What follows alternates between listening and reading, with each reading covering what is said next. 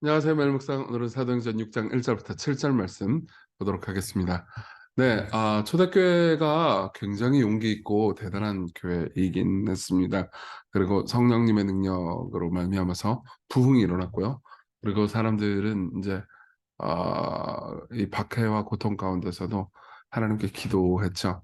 근데 그렇다고 해가지고 초대교회 문제가 없었을까요? 죄인들이 모였는데요. 저는 종종 이제 초대교회는 거의 뭐 완전한 이상의 교회고, 그리고 뭐 지금은 이제 너무나 타락했다. 뭐 교회가, 저는 이런 이야기도 들었습니다. 뭐 역사상 가장 타락한 교회가 한국 교회다. 이런 이야기도 들었는데 그 역사를 좀 보시면 훨씬 더 많은 타락한 예들을 볼 수 있습니다. 에, 뭐 그렇죠. 근데 뭐 지금의 교회의 처지를 변명하려고 하는 건 아닙니다. 하지만 교회는 언제나 약했어요. 근데도 불구하고 하나님의 은혜가 있죠. 초대교회에 있었던 문제가 있었는데요. 그 내용 한번 살펴볼게요. 1절부터 보죠. 그때 제자가 더 많아졌는데 헬라파 유대인들이 자기의 과부들이 매일의 구제에 빠짐으로 히브리파 사람들을 원망하니, 이렇게 이야기를 합니다. 이게 정황을 좀 이해해야 될 필요가 있을 것 같습니다. 당시에 초대교회는 이제 헬라파 유대인과 히브리파 유대인들이 있었어요. 히브리파 유대인들은 네이티브라고 볼 수 있습니다. 그러니까 원래 예루살렘에 잘 살고 있는, 주로 공용어가 이제 아람어를 쓰는 그 사람들을 히브리파라고 불러요. 근데 헬라파 유대인들은 뭐냐면 이제 외국에서 살다 온, 이 사람들 디아스포라라고 많이 부르는데요. 그러니까 주로 공용어가 그리스어, 헬라어인 사람들인 거예요. 근데 이제 초대교회는 처음부터 멀티컬처럴한 교회였습니다. 그러니까 이제 다양한 사람들이 모여 살았던 거죠. 그러면서 가족으로 삶을 살면서, 그러니까 뭐 가난한 사람들도 많았지만은, 뭐 우리가 이미 봤지만 바나바나 이런 사람들이 막 돈도 막 내고 자기 재산 다 내고 그럴 거 아니에요. 그럼 그건 누군가 나눠줘야 될 거 아닙니까? 근데 이 나눠주는 과정 중에서 아무래도 이제 네이티브들이 히브리파 사람들이니까는 이제 자기 친한 사람들 먼저 챙기고 막 그랬을 거 아닙니까? 그렇죠? 그리고 말 안 통한다. "에이 너 딴 데 가서 해." 뭐 이런 식으로 했던 것 같아요. 그러다 보니까 그리스어를 쓰는 헬라파 유대인들이 원망을 많이 했던 거죠. 특히 여기 원망한이라고 번역된 이 단어는요. 그러니까 인제 그 그리스어 구약 성경을 보면은, 저희 처음 출애굽기 볼 때, 출애굽 때 이스라엘 백성들이 출애굽하고 나서 모세를 되게 많이 원망하잖아요. 그 단어하고 똑같은 단어예요. 그러니까 이제 이게 그 광야의 구약 교회처럼 문제가 생길 요지가 충분하게 됐다. 엄청난 위기가 닥쳤다. 이런 이야기인 거죠. 그래서 어떻게 하냐. 열두 사도가 모든 제자를 불러 이르되 "우리가 하나님 말씀을 제쳐놓고 접대를 쌓는 것이 마땅치 않다." 이렇게 얘기합니다. 여기 접대라는 것은 섬김, 봉사라는 의미예요. 사실 이 접대라는 단어로부터 집사라는 단어의 의미가 나왔죠. 그래서 집사는 뭐 하는 사람들이냐? 접대하는 사람들입니다. 그러니까 이게 접대라는 단어가 우리나라 어감이 좀 안 좋아 가지고 섬기는 사람들인 거죠. 근데 이 사도들이 이제 리더십을 가지고 있었는데, 이 사도들이 해야 될 일이 엄청 많은데 이거 지금 뭐 구제하고 섬기고 이런 일까지 하는 것이 너무나 이제 힘들었던 거죠. 게다가 이거 원래 해야 되는 일을 못 하는 거예요. 그래서 이렇게 말합니다. "형제들아 너희 가운데서 성령과 지혜가 충만하여 칭찬받는 사람 7명을 택해라. 우리가 이 일을 그들에게 맡기고 우리는 오로지 기도하는 일과 말씀 사역에 힘쓰리라." 자, 여기서 중요한 원칙이 있죠. 그러니까 성도들이 택하도록 하죠. 물론 사도들이 주관하긴 합니다. 그렇지만 성도들이 택합니다. 그래서 택해 가지고 어떻게 하느냐. 그 택하는 사람들이 성령과 지혜가 충만하고 칭찬받는 사람들이어야 됩니다. 그리고 그 일을, 그러니까 인제 구제하는 돈자로 맡은 일을 다 그들에게 맡겨요. 그리고 사도들은 어떤 사람들이에요? 기도하는 일과 말씀 잘게 전무하는 거죠. 그러니까 현대 교회들 장로와 집사가 있잖아요. 그렇죠. 이제 저희 교회 같은 경우에는 주로 이제 목회자들이 있고요. 교역자들, 그리고 집사님들이 계신데, 집사님들이 이 일을 하는 거예요. 그리고 목회자들은 기도하는 일과 말씀 사역을 하는 거죠. 그러니까 집사님들은 보통 섬기는 일을 하는 겁니다. 그래서 이제 온 무리가 이 말을 기뻐해요. 그래서 믿음과 성령에 충만한 그다음 잘 들어보세요. 스데반, 빌립, 프로고로, 니가노르, 디몬, 바메나, 유대교에 입교했던 안디옥 사람 니골라를 택합니다. 그래서 사도들 앞에 세우니까 사도들이 기도하고 안수합니다. 그러니까 사람들이 뽑긴 했지만은 나중에 인주는 사도들이 하죠. 그러니까 이게 목회자와 이 집사들과의 관계예요. 그러니까 집사들이 일을 합니다. 그리고 목회자들이 그 모든 걸 관장합니다. 그러니까 목회자가 위라는 의미가 아니에요. 이해되시죠? 그러니까 둘이 동등한데 역할이 다르다는 의미인 거죠. 그래서 이렇게 안수하고 그들이 인제 더 적극적으로 섬기는 일을 하니까는 하나님의 말씀이 왕성해서 예루살렘에 있는 제자의 수가 더 심히 많아지고 그다음 어떤 일이 일어나냐면 제사장들의 무리도 이도에 복종해요. 이제 이런 일이 일어나니까는 말씀이 더 흥황하겠죠. 그러니까 사도들이 말씀 전하는 일에만 집중하니까요. 그러니까는 이제는 원래는 없었던 제사장들마저도 사실 이 제사장들이 어떤 사람들입니까? 당시에 종교적인 엘리트들이었을 뿐만 아니라 예수 그리스도를 십자가에 못 박은 사람들이죠. 근데 이 사람들도 이제 회심하기 시작한 거예요. 어제 그 가말리엘이 했던 말 있잖아요. 가말리엘이 했던 말을 사실은 사도들은 듣지 못했는데 그거를 여기 이 사도행전에 기록된 걸로 보니까는 이 그 안에서도 회심한 사람들이 있었을 것이다 이렇게 얘기했잖아요. 이때 아마 회심했던 걸로 사료됩니다. 자, 그런데 여기서 우리가 좀 반전이 하나 있어요. 생각해야 되는 게 여기 스테반, 빌립, 니프로고로, 니가노로, 디몬, 바메나, 이 니골라 이 사람들 있죠? 이 사람들 이름이 다 헬라식 이름이에요. 예. 그러니까 보세요. 이게 헬라파 유대인이랑 히브리파 유대인들이 분쟁했다고 그랬잖아요. 그렇죠? 근데 거기에 대해서 나중에 뽑힌 사람들 보니까 이름이 전부 다 헬라식 이름이에요. 그러니까 헬라파 유대인들만 뽑혔다는 거죠. 그걸 누가 뽑았어요? 히브리파 사람들이. 이해되세요? 그러니까는 이런 거예요. 어, 이 우리나라도 우리 교회도 뭐 예를 들면 우리 교회는 이제 대부분 한국인이지만 뭐 한국식 이름과 뭐 영어식 이름들이 있다고 해보세요. 그런데 둘이 막 분쟁을 해. 그래가지고 영어식 이름 쓰는 사람들이 계속 차별받는 거예요.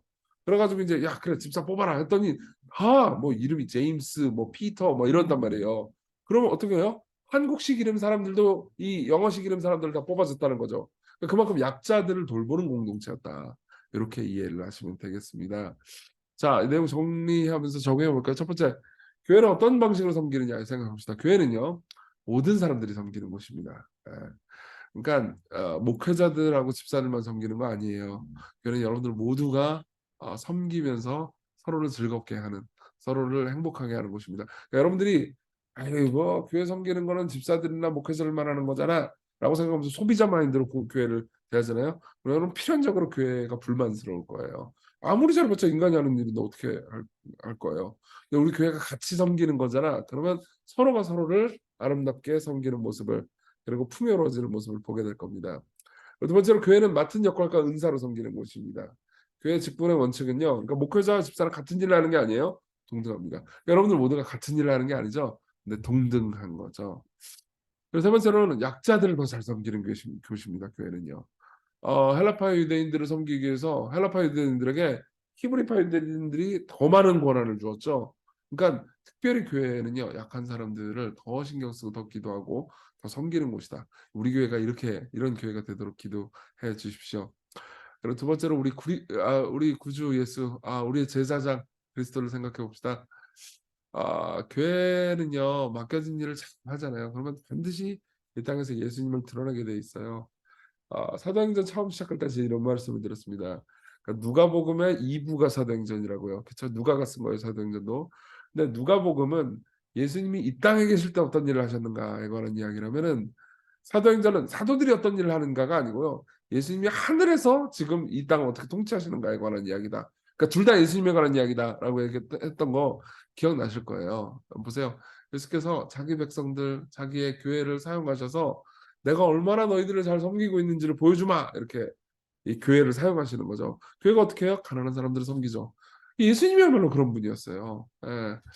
이 저기 섬기다 아까 제가 접대라고 번역된 이전에 그 단어가 섬김이라는 단어라고 그랬잖아요. 디아코노스, 디아코노이 이런 단어인데 이 일을 제일 먼저 하신 분이 예수님이십니다.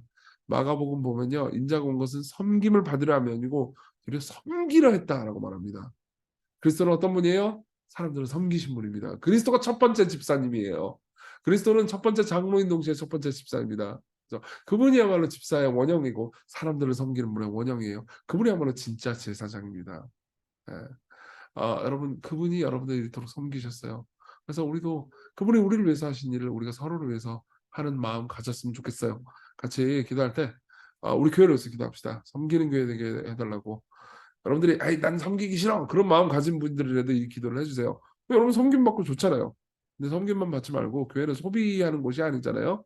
마트가 아니잖아요. 같은 섬긴 마음 가지게 해달라고 기도해 주십시오. 그리고 두 번째로 우리를 섬기신 예수님을 보면서 그분이 나를 위해서 하신 일을 기뻐하고 오늘 그 힘으로 능력으로 살게 해달라고 예수님을 따라서 살게 해달라고 여러분들을 위한 종이 계십니다. 예. 여러분들은 그분의 종이 돼야 되잖아요. 근데 그분이 여러분들의 종이 되셨어요.